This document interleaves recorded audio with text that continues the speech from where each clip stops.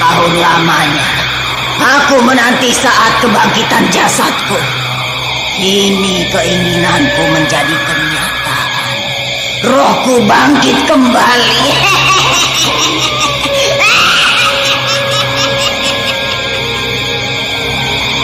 Aku maturkan sembah ini.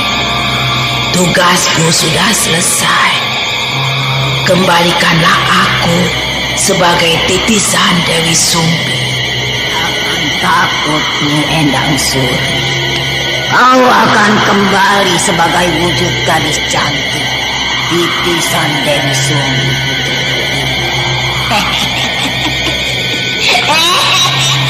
Terima kasih.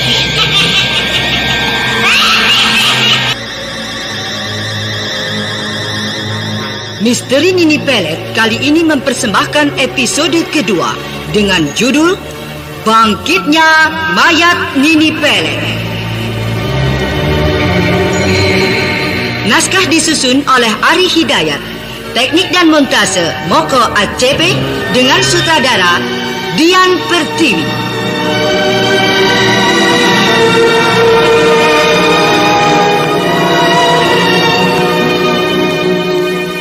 Dalam seri yang ketiga ini didukung oleh para pemain Bambang Jeger sebagai Restu Singgih, Nilam Cahya dimainkan oleh Hana Pertiwi, Asdi sebagai Ki Buyut Manguntapa, Pak Badar diperankan oleh Juni, Ana Sambayon sebagai Nenek Kliwon, Hastin Atas Asi pembawa cerita. Selamat mendengarkan.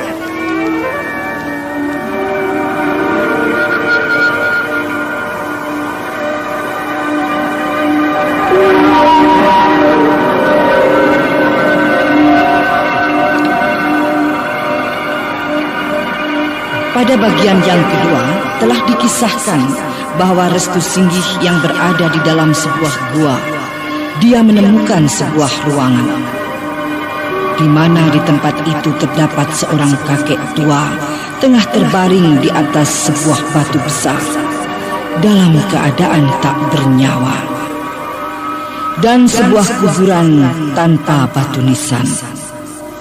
Kemudian diketahui setelah beberapa lamanya, Restu Singgih menemukan sebuah peti di dalam sebuah lubang yang sekilas diketahui dari seekor kelelawar yang muncul dari tempat itu. Hingga akhirnya dia membawa peti itu dan berusaha membukanya. Namun dia tidak berhasil. Walau dia sudah berusaha dengan menggunakan tenaga dalamnya, hingga akhirnya pula dia dengan terpaksa segera akan menggunakan ajian pupus balinya untuk membuka peti itu.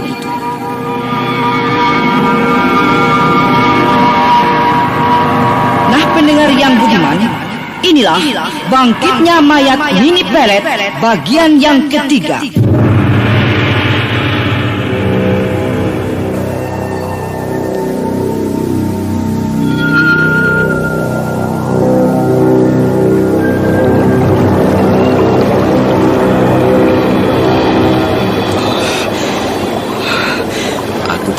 Penasaran dengan peti ini. Peti ini tidak juga bisa kubuka, walau aku sudah berusaha dengan menggunakan tenaga dalamku. Memang aneh peti ini. Kini aku akan menggunakan perpaduan tenaga dalamku dengan ajian pupus baliku. Aku yakin dengan cara itu peti ini pasti akan bisa kubuka. Nah, aku akan memulainya.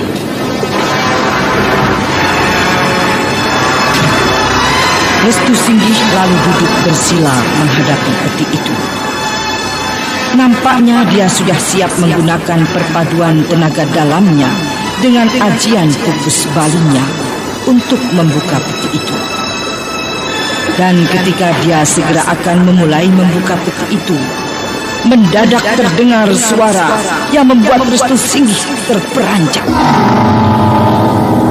Jangan, cucuku. Jangan kau buka peti itu. Ada suara orang. Sepertinya suara seorang kakek tua. Tapi di manakah orangnya? Aku di dekatmu, cucuku. Siapakah kau? Benarkah kau berada di dekatku? Lihatlah ke arah sampingmu, cucuku.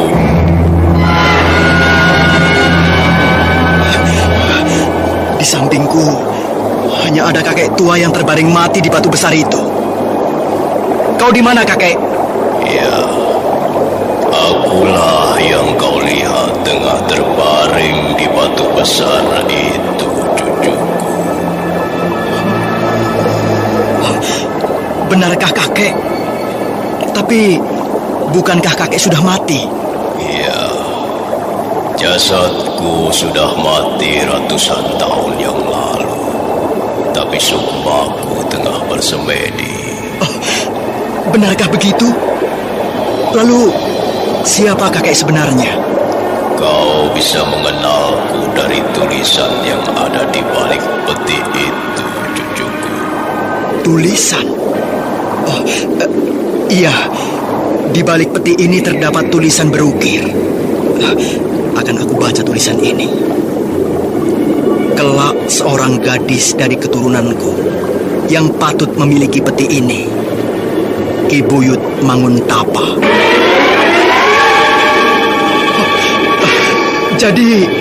Jadi kakek sebenarnya. Ampun, Eyang.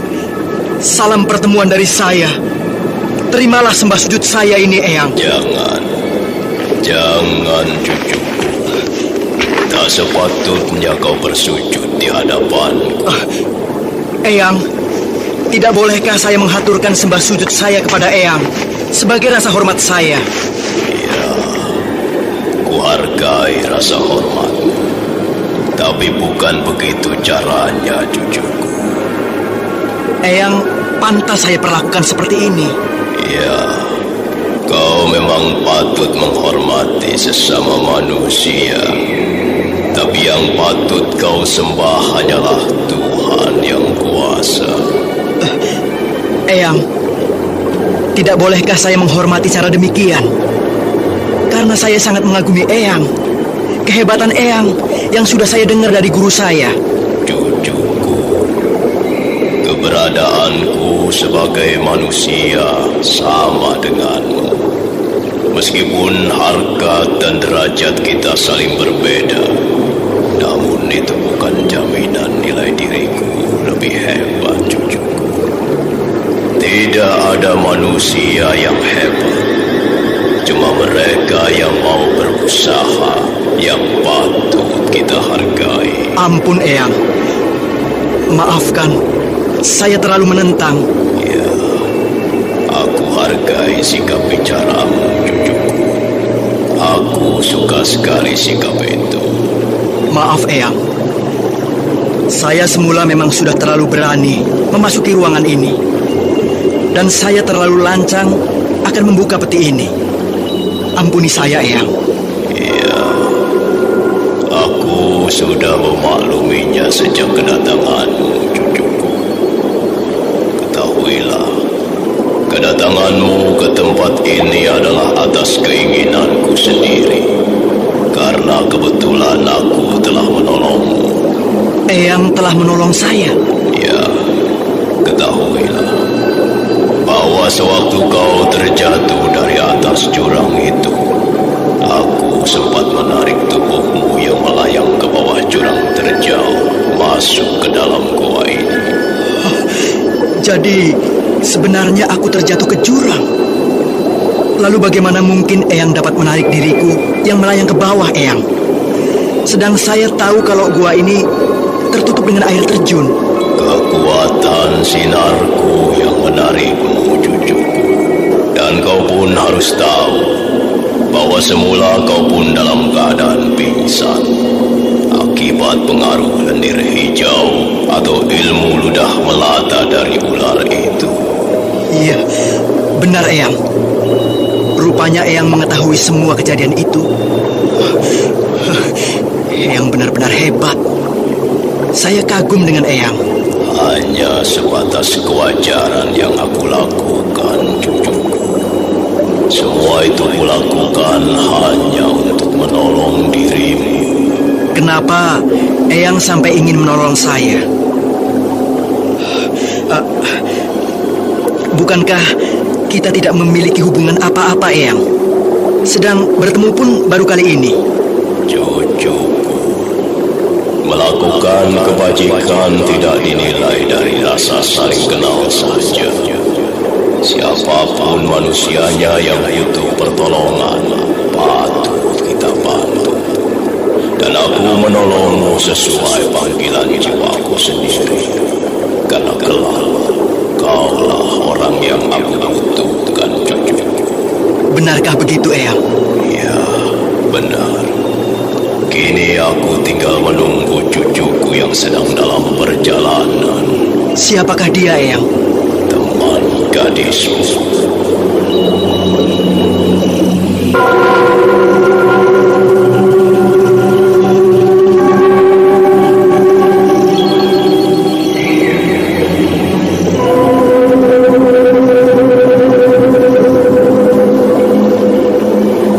Teman gadisku.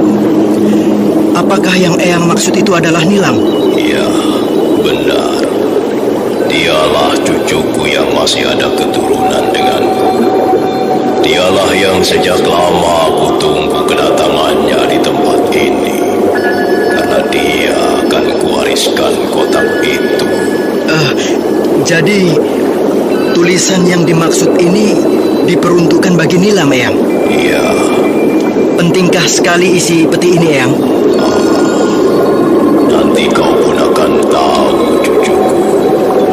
Kini ku harap tetaplah kau berada di tempatmu. Duduklah dalam sikap tegap, bersila. Curahkan segala pikiran-pikiranmu pada hal-hal yang mengarah ke ketenangan jiwamu. Hingga kau berhasil mengosongkan pikiranmu tanpa terpengaruh apapun. Baik, Eyang. Saya akan melakukannya. Dengan perasaan yang khusyuk, Restu Singgih lalu melakukan segala apa yang diperintahkan Ki Buyut Mangutapa. Sementara itu, sore hari ketika matahari akan tenggelam, di warung Pak Badar, nampak Pak Badar tengah sibuk seorang diri.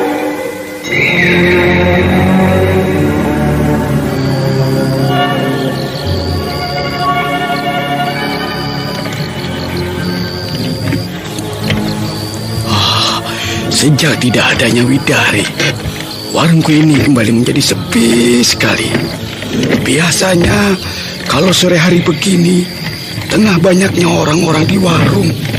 Tapi kini satu pun aku tidak melihat orang yang datang kemari. Nampaknya hari sudah semakin sore. Matahari sudah akan tenggelam. Sebentar lagi hari akan gelap. Sebaiknya aku siap-siap saja untuk menutup warung ini. Pak Badar menuju keluar warungnya. Dia segera menutup warungnya itu. Namun ketika dia tengah sibuk, mendadak dia dikejutkan dengan munculnya seorang nenek bongkok berdiri memegang tongkat di hadapannya itu. Selamat sore.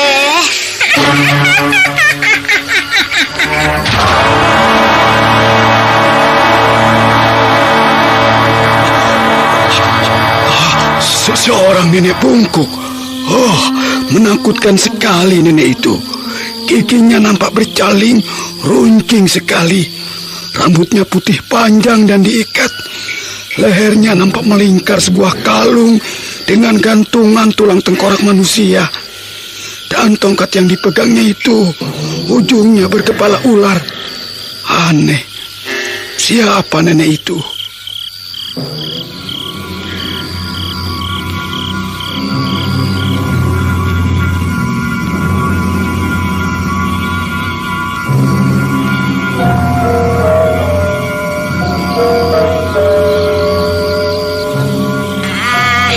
Boleh aku duduk di warungmu ini, ha?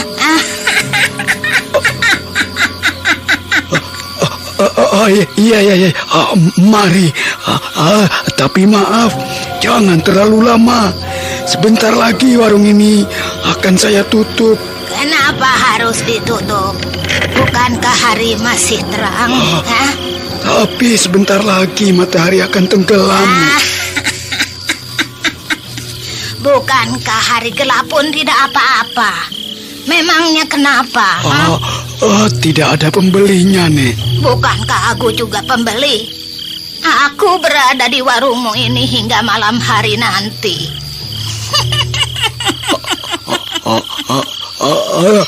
Tidak usah. Saya akan menutup warung ini. Bolehkah aku meminta air minum? Iya. Sebentar, akan aku ambilkan.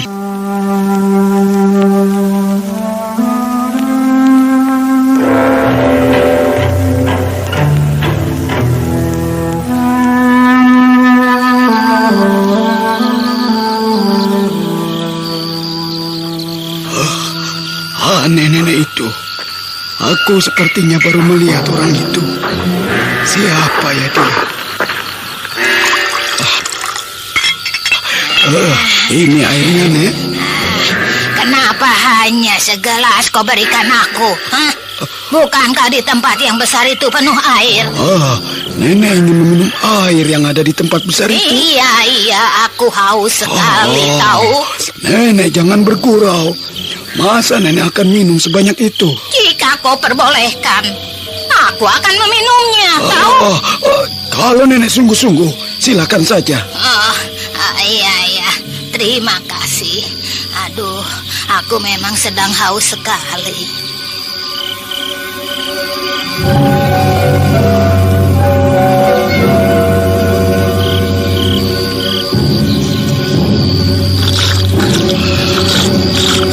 Aneh juga nenek itu.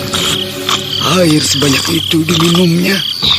Dia menenggelamkan wajahnya ke tempat air itu.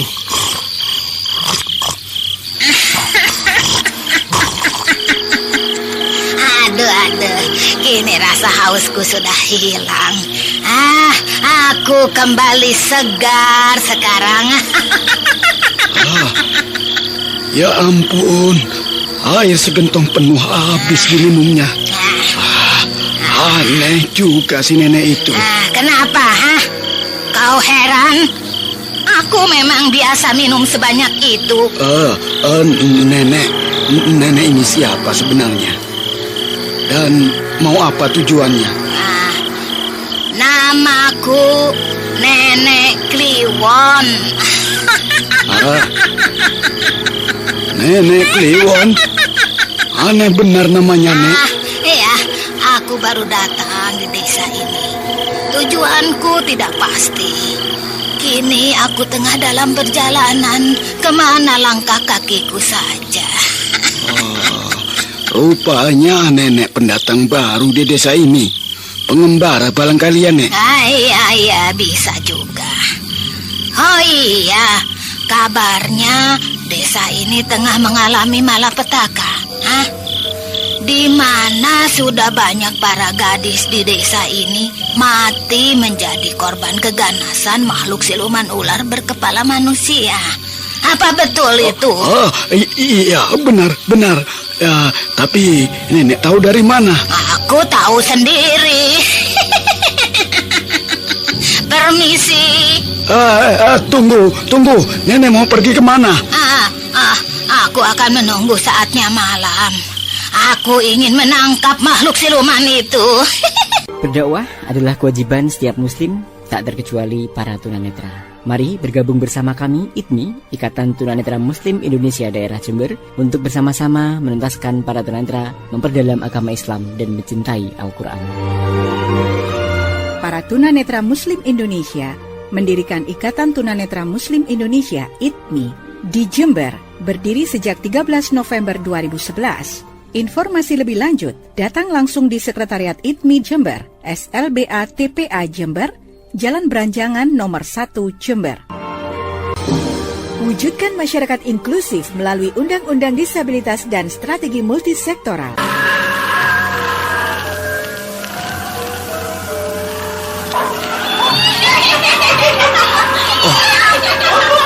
Tiba-tiba bermunculan makhluk-makhluk siluman.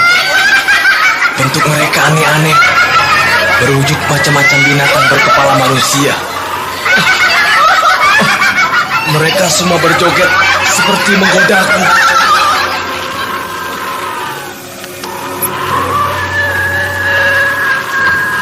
Raga benar-benar merasa tidak tahan, sekalipun dia sudah berusaha menahannya. Namun, dia merasa tidak suka dengan keadaan dirinya yang dirasakan menjengkelkan. Tapi dia masih sadar akan perintah Nini Pelet yang dijalankannya itu. Sementara itu di suatu tempat, mendadak Nilam Cahya dikejutkan dengan munculnya seorang laki-laki dari dalam sungai deras itu yang benar-benar mirip Restu Singgih.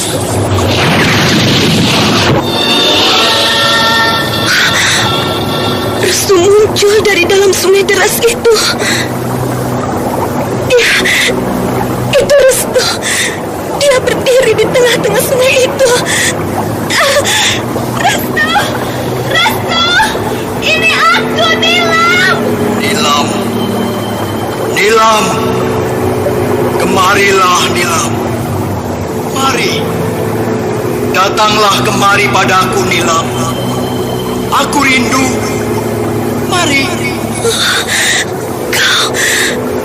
Kau memanggil-manggilku, Restu. Tapi aneh, kenapa kau berdiri di tengah sungai itu? Nilam, mendekatlah kemari, Nilam. Persatuan Tunanetra Indonesia, Pertuni, di Kabupaten Jember, sejak berdirinya pada 1994, Pertuni Jember telah berhasil mengantarkan sebagian anggotanya menempuh pendidikan non-formal dan mengenyam pendidikan ke jenjang yang lebih tinggi. Informasi lebih lanjut datang langsung ke Sekretariat Pertuni, SLBA TPA Jember, Jalan Beranjangan 1, Jember. Mari sahabat tunanetra bergabung bersama kami di Pertuni Persatuan Tunanetra Indonesia sebagai wadah perjuangan para tunanetra Indonesia khususnya di Kabupaten Jember untuk menyamakan visi dan persepsi perjuangan kita memajukan tunanetra Indonesia Jember khususnya. Wujudkan masyarakat inklusif melalui Undang-Undang Disabilitas dan Strategi Multisektoral. Baca aturan pakai. Jika sakit berlanjut, hubungi dokter. Bagaimanakah kisah selanjutnya? Apakah yang dilihat Nilam Cahya itu benar-benar Restu Singgih? Sedang diketahui kalau Restu Singgih yang sebenarnya berada di dalam gua. Sedang Ki Buyut Manguntapa sendiri berfirasat kalau saat itu ada Nini Pelet musuh besarnya. Lalu siapakah Nenek Kliwon yang datang ke warung Pak Badar itu? Nah, saudara pendengar, ikutilah lanjutan serial misteri Nini Pelet. Sampai jumpa.